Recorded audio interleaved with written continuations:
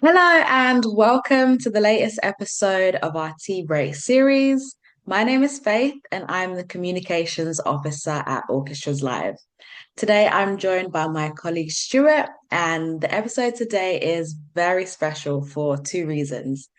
Firstly, because 2025 marks our 60th birthday, 60 years. And so throughout the whole year, as part of our 60th birthday campaign, we are going to be celebrating the people, the partners, and the landmark projects that have shaped our success. And so the second reason it's very special is because Stuart is one of those people. He's been with the organization and has seen us evolve over many, many years. I myself, I've just been with Orchestras Live for just under 2 years.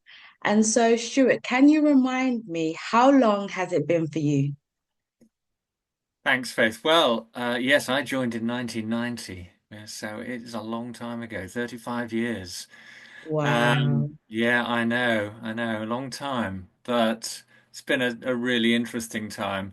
So when I joined, the organization was known as Eastern Orchestral Board, and it was an association of local authorities, was a mechanism that had been set up in 1965 to help local authorities bring professional orchestras into an area of the country that didn't really have any indigenous professional orchestras, so the East and the kind of East Midlands of England.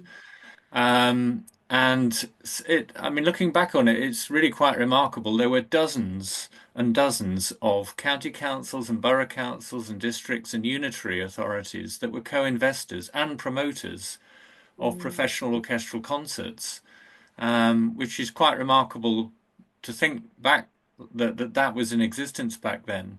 And also, a lot of those authorities had their own arts officers. So they had, specialist staff that were there to develop activity, to promote activity, and were mm, great partners for us in terms of, making sure that that local promotion of orchestral work was really strong. I was appointed as the organization's first education manager, mm, and that was intended to move away just from helping to promote concerts to develop the more kind of community focused and learning and participation activity that the orchestras were just kind of starting to do around that time. And then in terms of, how has the organization changed over the 35 years? Well, the infrastructure of promotion has declined. A lot of those local authorities just haven't been able to find the money to continue promoting orchestral work, as funding has got ever tighter, and a lot of those education offices have disappeared as well. So that's kind of changed the relationship between our organization and those kind of local co-production partners. And we've had to become more resourceful about how events are produced and promoted and who actually does that. So the kind of support and co-production and creative partnership of our organization has changed with the changing needs of those kind of local partners. The other thing to mention is that the kind of the social role of orchestras has become increasingly important, and a lot of our co-production partners have wanted to see orchestras engaging with a much broader number of their residents of their community than simply the people that would go to kind of conventional traditional orchestral concerts.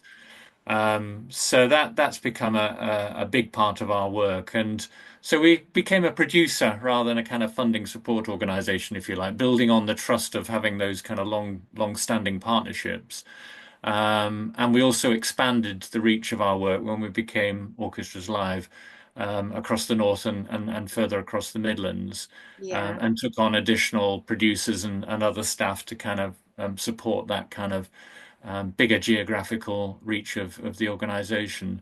So it has changed quite a lot. Mm. But obviously professional orchestral work is still very much at the heart of it and harnessing and producing and celebrating that in many different kinds of ways.